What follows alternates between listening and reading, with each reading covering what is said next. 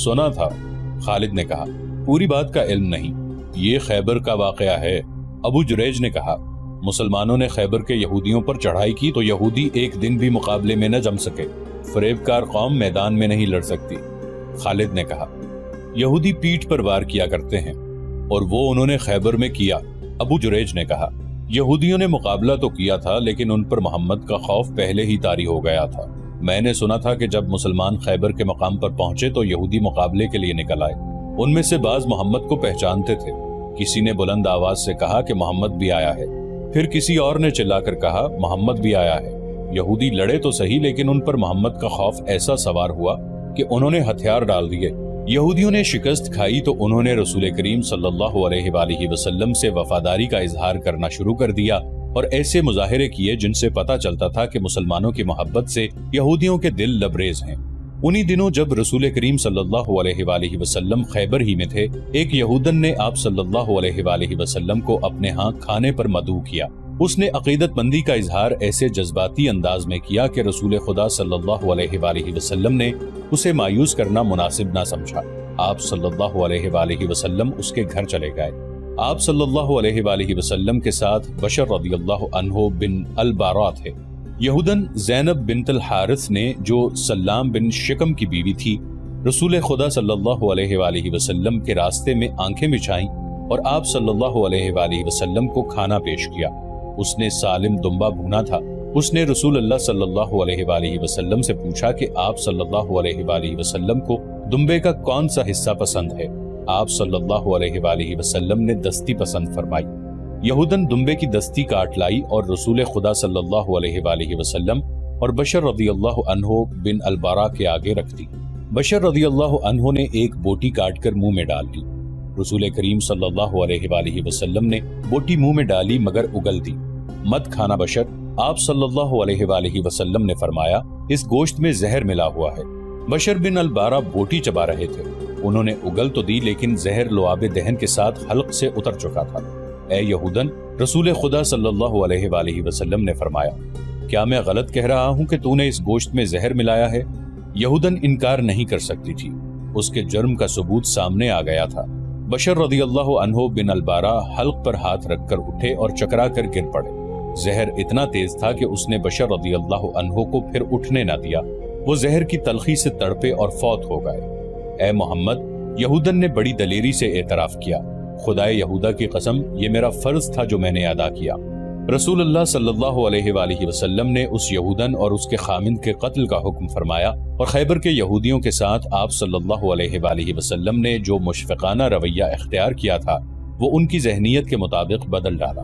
ابن اسحاق لکھتے ہیں کہ مروان بن عثمان نے مجھے بتایا تھا کہ رسول خدا صلی اللہ علیہ وآلہ وسلم آخری مرض میں مبتلا تھے۔ آپ صلی اللہ علیہ وآلہ وسلم نے وفات سے 2-3 روز پہلے ام بشر بن البارا کو جب وہ آپ صلی اللہ علیہ وآلہ وسلم کے پاس بیٹھی تھی فرمایا تھا، ام بشر، میں آج بھی اپنے جسم میں اس زہر کا اثر محسوس کر رہا ہوں جو اس یہودن نے گوشت میں ملایا تھا۔ میں نے گوشت چبایا نہیں، اگل دیا تھا، مگر زہر کا اثر آج تک موجود ہے۔ اس میں شک و شبہ کی گنجائش نہیں کہ رسول اللہ صلی اللہ علیہ وآلہ وسلم کی آخری بیماری کا باعث یہی زہر تھا۔ محمد کو کوئی قتل نہیں کر سکتا۔ خالد نے کہا، آخر کب تک؟ ابو جریج نے کہا، اس کا جادو کب تک چلے گا؟ اسے ایک نہ ایک دن قتل ہونا ہے خالد۔ ابو جریج نے خالد کے قریب ہوتے ہوئے پوچھا، کیا تم نے محمد صلی اللہ علیہ وآلہ وسلم کے قتل کی کبھی کوئی ترکیب سوچی ہے؟ کئی بار، خالد نے جواب دیا۔ جس روز میرے قبیلے نے بدر کے میدان میں شکست کھائی تھی، اس روز سے محمد صلی اللہ علیہ وآلہ وسلم کو اپنے ہاتھ سے قتل کرنے کی ترکیب سوچتا رہا ہوں، لیکن میری ترکیب کارگر نہیں ہوئی۔ کیا وہ ترکیب مجھے بتاؤ گے؟ کیوں نہیں، خالد نے جواب دیا، بڑی آسان ترکیب ہے۔ یہ ہے کھلے میدان میں آمنے سامنے کی لڑائی، لیکن میں ایک لشکر کے مقابلے میں اکیلا نہیں لڑ سکتا۔ ہم 3 لڑائیاں ہار چکے ہیں۔ خدا کی قسم، ابو جریج نے قہقہا لگا کر کہا، میں نے کبھی نہیں سوچا تھا کہ ولید کا بیٹا بے وقوف ہو سکتا ہے۔ میں یہودیوں جیسی ترکیب کی بات کر رہا ہوں، میں دھوکے اور فریب کی بات کر رہا ہوں۔ محمد کو تم آمنے سامنے کی لڑائی میں نہیں مار سکتے، اور تم انہیں فریب کاری سے بھی نہیں مار سکتے۔ خالد نے کہا، فریب کبھی کامیاب نہیں ہوا۔ بوڑھا ابو جریج خالد کی طرف جھکا اور اس کے سینے پر انگلی رکھ کر بولا، किसी और का फरेब नाकाम हो सकता है, यहूदियों का फरेब नाकाम नहीं होगा। इसकी वजह यह है कि फरेबकारी यहूदियों के मजहब में शामिल है। मैं लैस बिन मौशान का दोस्त हूँ, कभी उसकी बातें सुनो। वो दानिशमंद है, उसकी जबान में जादू है, वो तुम्हें जबान से मशहूर कर देगा। वो कहता है कि साल लग जाएंगे, सदियां गुजर जाएंगी, आखिर फतह यहूदियों की होगी। दुनिया में कामयाब होगा तो सिर्फ फरेब कामयाब होगा। मुसलमान अभी तादाद में थोड़े हैं, इसलिए उनमें इत्तेफाक और इत्तेहाद है। अगर इनकी तादाद बढ़ गई तो यहूदी ऐसे तरीकों से इनमें तफर्रुका डाल देंगे कि मुसलमान आपस में लड़ते रहेंगे और समझ न सकेंगे कि यह यहूदियों की कारस्तानी है। मोहम्मद उन्हें यकजान रखने के लिए कब तक जिंदा रहेगा? खालिद उठ खड़ा हुआ, अबू जुरैज भी उठा। खालिद ने दोनों हाथ आगे किए, अबू जुरैज ने उसके हाथ अपने हाथों में ले लिए। मुसाफा करके खालिद अपने घोड़े पर सवार हो गया। तुमने ये तो बताया नहीं कि तुम जा कहाँ रहे हो? अबू जुरैज ने पूछा। मदीने। मदीने?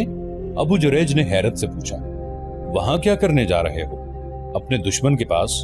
मैं मोहम्मद सल्लल्लाहु अलैहि वसल्लम का जादू देखने जा रहा हूँ, खालिद ने कहा और घोड़े को एड़ लगा दी। उसने कुछ दूर जाकर पीछे देखा, उसे अबू जुरैज का काफिला नजर न आया। खालिद नशेबी जगह से निकलकर दूर चला गया था। उसने घोड़े की रफ्तार कम कर दी। उसे ऐसे लगा जैसे आवाजें उसका ताक़ुब कर रही हूँ। मोहम्मद जादूगर, मोहम्मद के जादू में ताकत है। नहीं नहीं, उसने सट झटक कर अपने आप से कहा। लोग जिस चीज को समझ नहीं सकते उसे जादू कह देते हैं, और जिस आदमी का सामना नहीं कर सकते उसे जादूगर समझने लगते हैं। फिर भी कुछ न कुछ राज जरूर है। मोहम्मद सल्लल्लाहु अलैहि वसल्लम में कोई बात जरूर है। जहन उसे चंद दिन पीछे ले गया। अबू सुफियान ने उसे अकरमा और सुफवान को बुलाकर बताया था कि मुसलमान मक्का पर हमला करने आ रहे हैं। अबू सुफियान को ये इत्तला 2 शुतर सवारों ने दी थी जिन्होंने मुसलमानों के लश्कर को मक्का आते देखा था। खालिद अपनी पसंद के 300 घुड़सवारों को साथ लेकर मुसलमानों को रास्ते में घात लगाकर रोकने के लिए चल पड़ा था। वो अपने उस जांबाज दस्ते को सरपट दौड़ाता ले जा रहा था। उसके सामने 30 मील की मुसाफत थी। उसे बताया गया कि मुसलमान कराउल गनीम से भी अभी दूर हैं। खालिद इस कोशिश में था कि मुसलमानों से पहले कराउल गनीम पहुंच जाए। मक्का से 30 मील दूर कराउल गनीम एक पहाड़ी सिलसिला था जो घात के लिए मौजू था। अगर मुसलमान पहले वहां पहुंच जाते तो खालिद के लिए जंगी हालात दुश्वार हो जाते। उसने रास्ते में सिर्फ 1-2 जगह दस्ते को रोका और घोड़ों को सस्ताने का मौका दिया। उसने 2 जगहों पर अपने घुड़सवारों को अपने सामने खड़ा करके कहा, ये हमारे लिए कड़ी आजमाइश है। अपने कबीले की अजमत के मुहाफिज सिर्फ हम हैं। आज हमें अज़्ज़ा और हबल की लाज रखनी है। हमें अपनी शिकस्त का इंतकाम लेना है। अगर हम मुसलमानों को कराउल गनीम के अंदर ही रोककर उन्हें तबाह न कर सके तो मक्का पर मुसलमानों का कब्जा होगा। हमारी बहनें और बेटियां उनकी लौंडियां होंगी और हमारे बच्चे उनके गुलाम होंगे। अज़्ज़ा और हबल के नाम पर हल्फ उठाओ कि हम कुरैश और मक्का की आन और वक़ार पर जान कुर्बान कर देंगे। 300 घुड़सवारों ने नारे लगाए, हम अज़्ज़ा और हबल के नाम पर मर मिटेंगे, एक भी मुसलमान जिंदा नहीं जाएगा। कराउल गनीम की वादी में मुसलमानों का खून बहेगा। मोहम्मद को जिंदा मक्का ले जाएंगे। मुसलमानों की खोपड़ियां मक्का ले जाएंगे, काट देंगे, तबाह करके रख देंगे। खालिद का सीना फैल गया था और सर ऊंचा हो गया था। उसने घात के लिए बड़ी अच्छी जगह का इंतखाब किया था। उसने निहायत कारगर जंगी चाल सोच ली थी। वो अपने साथ सिर्फ सवार दस्ता इसलिए लाया था कि वो मुसलमानों को बखेर कर और घोड़े दौड़ा दौड़ा कर लड़ना चाहता था। मुसलमानों की ज्यादा तादाद प्यादा थी। खालिद को यकीन था कि वो 300 सवारों से 1400 मुसलमानों को घोड़ों तले रौंद डालेगा। उसे अपने जंगी फहमो फरासत पर इस कदर भरोसा था कि उसने तीरंदाज दस्ते को अपने साथ लाने की जरूरत ही नहीं समझी। हालांकि पहाड़ी इलाके में तीरंदाजों को बुलंदियों पर बिठा दिया जाता तो वो नीचे गुजरते हुए मुसलमानों को चुन चुन कर मारते। आगे जाकर खालिद ने दस्ते को जरा सी देर के लिए रोका तो एक बार फिर उसने अपने सवारों के जज्बे को भड़काया। उसे उन सवारों की शजाअत पर पूरा एतमाद था। मुसलमान अभी दूर थे। खालिद ने शुतरबानों के बहरूप में अपने 3-4 आदमी आगे भेज दिए थे जो मुसलमानों की रफ्तार की और दीगर कवायफ की इत्तलाएं दे रहे थे। वो बारी बारी पीछे आते और बताते थे कि मुसलमान कराउल गनीम से कितनी दूर रह गए हैं। खालिद इन इत्तलाओं के मुताबिक अपने दस्ते की रफ्तार बढ़ाता जा रहा था। मुसलमान रसूल करीम सल्लल्लाहु अलैहि वसल्लम की क़यादत में मामूली रफ्तार से इस फंदे की तरफ चले आ रहे थे जो उनके लिए खालिद कराउल गनीम में बिछाने जा रहा था। खालिद इस इत्तला को नहीं समझ सका था कि मुसलमान अपने साथ बहुत से दुम्बे और बकरे ला रहे हैं। उसे इस सवाल का जवाब नहीं मिल रहा था कि वो मक्का पर हमला करने आ रहे हैं तो दुम्बे और बकरे क्यों साथ ला रहे हैं। उन्हें डर होगा कि मुहासरा तूल पकड़ गया तो खुराक कम हो जाएगी। खालिद के एक साथी ने ख्याल जाहिर किया, इस सूरत में वो इन जानवरों का गोश्त खाएंगे, इसके सिवा इन जानवरों का और क्या इस्तेमाल हो सकता है? बेचारों को मालूम ही नहीं कि मक्का तक वो पहुंच ही नहीं सकेंगे। खालिद ने कहा, उनके दुम्बे और बकरे हम खाएंगे। मुसलमान अभी कराउल गनीम से 15 मील दूर अस्फान के मकाम पर थे कि खालिद इस सिलसिला कोह में दाखिल हो गया। उसने अपने दस्ते को पहाड़ियों के दामन में एक दूसरे से दूर दूर रुकने को कहा और खुद घात की मौजूद जगह देखने के लिए आगे चला गया। वो दर्रे तक गया। यही रास्ता था जहाँ से काफिले और दस्ते गुजरा करते थे। वो यहाँ से पहले भी गुजरा था, लेकिन उसने इस दर्रे को इस निगाह से कभी नहीं देखा था जिस निगाह से आज देख रहा था। उसने उस दर्रे को दाएं बाएं वाली बुलंदियों पर जाकर देखा, नीचे आया, चट्टानों के पीछे गया और घोड़ों को छुपाने की ऐसी जगहों को देखा जहाँ से वो इशारा मिलते ही फौरन निकल आए और मुसलमानों पर बेखबरी में टूट पड़े। वो मार्च 628 ईस्वी के आखिरी दिन थे। मौसम अभी सर्द था, मगर खालिद का और उसके घोड़े का पसीना बह रहा था। उसने घात का इलाका मुंतखब कर लिया और अपने दस्ते को कई हिस्सों में तकसीम करके घोड़ों को दर्रे के इलाके में छुपा दिया। अब उसने अपने उन आदमियों को जो मुसलमानों की पेशकदमी की इत्तलाएं लाते थे अपने पास रोक लिया, क्योंकि खदशा था कि मुसलमान उनकी असलियत मालूम कर लेंगे। मुसलमान करीब आ गए थे। रात को उन्होंने पड़ाव किया था। अगली सुबह जब नमाज फजर के बाद मुसलमान कूच की तैयारी कर रहे थे, एक आदमी रसूल अल्लाह सल्लल्लाहु अलैहि वसल्लम के पास आया। तुम्हारी हालत बता रही है कि तुम दौड़ते हुए आए हो। रसूल अल्लाह सल्लल्लाहु अलैहि वसल्लम ने कहा, और तुम कोई अच्छी खबर भी नहीं लाए। या रसूल अल्लाह सल्लल्लाहु अलैहि वसल्लम, मदीना के उस मुसलमान ने कहा, खबर अच्छी नहीं और इतनी बुरी भी नहीं। मक्का वालों की नीयत ठीक नहीं। मैं कल से कराउल गनीम की पहाड़ियों में घूम फिर रहा हूँ। खुदा की कसम, मुझे वो नहीं देख सके जिन्हें मैं दिखाया हूँ। मैंने उनकी तमाम नकलो हरकत देखी है। कौन है वो? अहले कुरैश के सिवा और कौन हो सकता है? उसने जवाब दिया, वो सब घुड़सवार हैं और दर्रे के इर्द गिर्द की चट्टानों में छुप गए हैं। तादाद 300 और 400 के दरमियान है। रसूल करीम सल्लल्लाहु अलैहि वसल्लम के उस जासूस ने कहा, मैंने अगर सही पहचाना है तो वो खालिद बिन वलीद है, जिसकी भाग दौड़ को मैं सारा दिन छुप छुप के देखता रहा हूँ। मैं इतनी करीब चला गया था कि वो मुझे देखते तो कत्ल कर देते।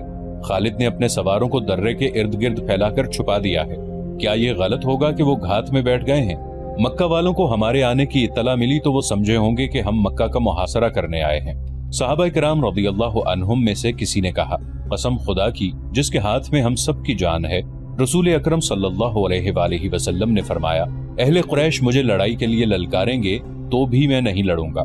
हम जिस इरादे से आए हैं उस इरादे को बदलेंगे नहीं। हमारी नीयत मक्का में जाकर उम्रा करने की है और हम ये दुम्बे और बकरे कुर्बानी के लिए साथ लाए हैं। मैं अपनी नीयत में तब्दीली करके खुदाए जुल जलाल को नाराज नहीं करूंगा।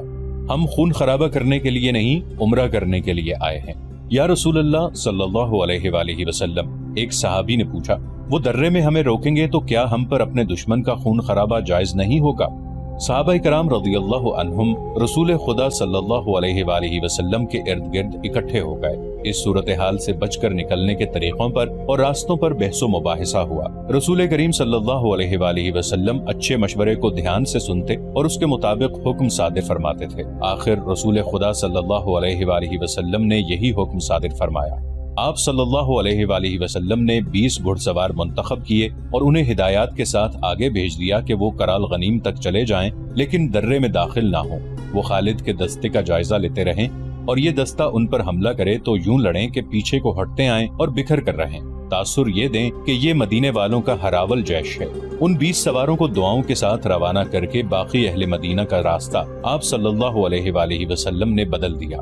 आप सल्लल्लाहु अलैहि वसल्लम ने जो रास्ता इख्तियार किया वो बहुत ही दुश्वार गुजार था और लंबा भी था, लेकिन आप सल्लल्लाहु अलैहि वसल्लम लड़ाई से बचने की कोशिश कर रहे थे। एक मुश्किल ये भी थी कि अहले मदीना में से कोई एक आदमी भी न था जो इस रास्ते से वाकिफ होता। ये एक और दर्रा था जो मसनियातुल मरार कहलाता है। इसे जातुल हंजल भी कहते हैं। रसूल करीम सल्लल्लाहु अलैहि वसल्लम अपने साथियों के साथ इस दर्रे में दाखिल हो गए और सिलसिला कोह के ऐसे रास्ते से गुजरे जहां से कोई नहीं गुजरा करता था। वो रास्ता किसी के गुजरने के काबिल था ही नहीं। खालिद की नजरें मुसलमानों के हरावल दस्ते पर लगी हुई थीं, लेकिन हरावल के ये 20 सवार रुक गए थे। कभी उनके 2-3 सवार दर्रे तक आते थे और इधर उधर देखकर वापस चले जाते। अगर वो 20 के 20 सवार दर्रे में आ भी जाते तो खालिद उन्हें गुजर जाने देता, क्योंकि उसका असल शिकार तो पीछे आ रहा था। इन 20 सवारों पर हमला करके वो अपनी घात को बेनकाब नहीं करना चाहता था। ये कोई पुराना वाकया नहीं था, चंद दिन पहले की बात थी। खालिद परेशान हो रहा था कि मुसलमानों का लश्कर अभी तक नजर नहीं आया। क्या उसने कूच मुलतवी कर दिया है या उसे घात की खबर हो गई है? उसने अपने एक शुतर सवार से कहा कि वो अपने बहरूप में जाए और देखे कि मुसलमान कहाँ हैं और क्या कर रहे हैं। इस दौरान 20 मुसलमान सवारों ने अपनी नकलो हरकत जारी रखी। एक दो मरतबा वो दर्रे तक आए और जरा रुक कर वापस चले आए। एक दो मरतबा वो पहाड़ियों में किसी और तरफ से दाखिल हुए। खालिद छुप छुप कर उधर गया और वो सवार वहाँ से भी वापस चले गए। इस तरह उन्होंने खालिद की तवज्जो अपने ऊपर लगाए रखी। खालिद के सवार इशारे के इंतजार में घात में छुपे रहे। सूरज गुरूब हो चुका था जब खालिद का शुतर सवार वापस आया। वो वहाँ नहीं है, जासूस ने खालिद को बताया। क्या तुम्हारी आंखें अब इंसानों को नहीं देख सकती? खालिद ने तंजिया लहजे में पूछा। सिर्फ उन इंसानों को देख सकती हैं जो मौजूद हों, शुतर सवार ने कहा। जो नहीं है वो नहीं है, वो कूच कर गए हैं। किधर गए हैं मैं नहीं बता सकता। खालिद और ज्यादा परेशान हो गया। सहरा की शाम गहरी हुई तो उसने महसूस किया कि मुसलमानों के हरावल के सवार भी वहाँ नहीं हैं। उसे उनके किसी घोड़े के हिनहिनाने की आवाज सुनाई नहीं दे रही थी। सुबह तुलू हुई तो खालिद ने उसी दर्रे से निकल के देखा 20 सवार गायब थे। उसे अपनी नाकामी का एहसास होने लगा था। उसके इरादे और उसके जंगी मंसूबे खाक में मिलते नजर आए। उसने सोचा कि वो खुद असफान तक चला जाए, लेकिन पहचाने जाने के डर से रुका रहा। उसने 2-3 आदमी ऊंची पहाड़ियों पर भेज दिए कि वो हर तरफ नजर रखें। दिन आधा गुजर गया था, उसे कोई इत्तला न मिली। मुसलमानों के हरावल के 20 सवार भी नजर न आए। उसे तवक्को थी कि वो आएंगे। दोपहर के लगभग उसका एक सवार घोड़ा सरपट दौड़ता उसके पास आकर रुका। मेरे साथ चलो, सवार ने तेज तेज बोलते हुए कहा। जो मैंने देखा है वो तुम भी देखो। क्या देखा है तुमने? गर्द, सवार ने कहा। खुदा की कसम वो गर्द किसी काफिले की नहीं हो सकती। क्या ऐसा नहीं हो सकता कि वो मुसलमानों का लश्कर हो? खालिद ने घोड़े को एड़ लगाई और मक्का की समत पहाड़ी इलाके से निकल गया। उसे जमीन से गर्द के बादल उठते दिखाई दिए। खुदा की कसम, खालिद ने कहा, कबीला कुरैश में कोई ऐसा नहीं जो मोहम्मद सल्लल्लाहु अलैहि वसल्लम जैसा दानिशमंद हो। वो मेरी घात से निकल गया है। मुसलमान रसूलुल्लाह सल्लल्लाहु अलैहि वसल्लम की क़यादत में कराउल गनीम की दूसरी तरफ से मक्का की तरफ निकल गए थे। रात को उनके 20 सवार भी दूर के रास्ते से उनके पीछे गए और उनसे जा मिले थे। खालिद ने घोड़ा मोड़ा और एड़ लगाई। वो कराउल गनीम के अंदर चिल्लाता और घोड़े को सर पर दौड़ाता फिर रहा था। बाहर आ जाओ, मदीने वाले मक्का को चले गए हैं। तमाम सवार सामने आओ। थोड़ी सी देर में उसके 300 घुड़सवार उसके पास आ गए। वो हमें धोखा दे गए हैं, खालिद ने अपने सवारों से कहा। तुम नहीं मानोगे, वो गुजर गए हैं। गुजरने का कोई दूसरा रास्ता नहीं है। हमें अब जिंदगी और मौत की दौड़ लगानी पड़ेगी। सुस्त हो जाओगे तो वो मक्का का मुहासरा कर लेंगे, वो बाजी जीत जाएंगे। आज मदीना के रास्ते पर जब मदीना करीब रह गया था, खालिद को याद आ रहा था कि उसे मक्का पर मुसलमानों के कब्जे का डर तो था, लेकिन वो रसूल करीम सल्लल्लाहु अलैहि वसल्लम की उस चाल पर अश अश कर उठा था। वो खुद फन्ने हर्बो ज़र्ब और अस्करी चालों का माहिर और दिलदादा था। वो समझ गया कि रसूलुल्लाह सल्लल्लाहु अलैहि वसल्लम ने अपने हरावल के 20 सवार धोखा देने के लिए भेजे थे। सवारों ने उसे कामयाबी से धोखा दिया, उसकी तवज्जो को गिरफ्तार किए रखा और मुसलमान दूसरी तरफ से निकल गए। ये जादू नहीं, खालिद ने अपने आप से कहा। अगर अपने कबीले की सरदारी मुझे मिल जाए तो जादू के ये करतब मैं भी दिखा सकता हूँ। ये सही था कि उसके बाप ने उसे ऐसी अस्करी तालीम और तरबियत दी थी कि वो मैदान जंग का जादूगर कहलाता था, मगर उसके ऊपर एक सरदार था, अबू सुफियान। वो कबीले का सालारे आला भी था। उसके मातहत खालिद अपनी कोई चाल नहीं चल सकता था। अपनी इस मजबूरी ने उसके दिल में अबू सुफियान की नफरत पैदा कर दी थी। उसे चंद दिन पहले का ये वाकया याद आ रहा था। 1400 मुसलमान उसकी घात को धोखा देकर मक्का की तरफ निकल गए थे। उसने ये सोचा ही न था कि 300 सवारों से मुसलमानों पर अकब से हमला कर दे। उसे एहसास था कि जो मुसलमान कलील तादाद में कसीर तादाद के दुश्मन को शिकस्त दे सकते हैं, उन्हें 300 सवारों से शिकस्त नहीं दी जा सकती, क्योंकि वो कसीर तादाद में हैं। उसे मक्का हाथ से जाता नजर आने लगा था और उसे ये खिफ़त भी महसूस होने लगी थी कि उसकी घात की नाकामी पर अबू सुफियान उसे ताना देगा और हंसी उड़ाएगा। फिर उसे कुरैश की शिकस्त और मक्का के सुकूत का मुजरिम कहा जाएगा। उसने अपने सवारों को एक रास्ता समझाकर कहा कि मुसलमानों से पहले मक्का पहुंचना है। ये दूर का रास्ता था, लेकिन वो मुसलमानों की नजरों से बचने की कोशिश कर रहा था। उसके 300 सवारों ने घोड़ों को एड़ें लगा दी। रास्ता लंबा होने की वजह से 3 मील का फासला 1.5 गुना हो गया था, जिसे खालिद रफ्तार से कम करने के जतन कर रहा था। अरबी नस्ल के आला घोड़े शाम से बहुत पहले मक्का पहुंच गए। वहां मुसलमानों की अभी हवा नहीं पहुंची थी। मक्का के लोग घोड़ों के शोरो गुल पर घरों से निकल आए। अबू सुफियान भी बाहर आ गया। क्या तुम्हारी गात कामयाब रही? अबू सुफियान ने पूछा। वो घात में आए ही नहीं। खालिद ने घोड़े से कूदकर उतरते हुए कहा, क्या तुम मक्का के इर्द गिर्द ऐसी खंदक खुदवा सकते हो जैसी मोहम्मद ने मदीने के इर्द गिर्द खुदवाई थी? वो कहाँ हैं? अबू सुफियान ने घबराई हुई आवाज में पूछा। क्या ये बेहतर नहीं होगा कि मुझे उनकी कुछ खबर दो?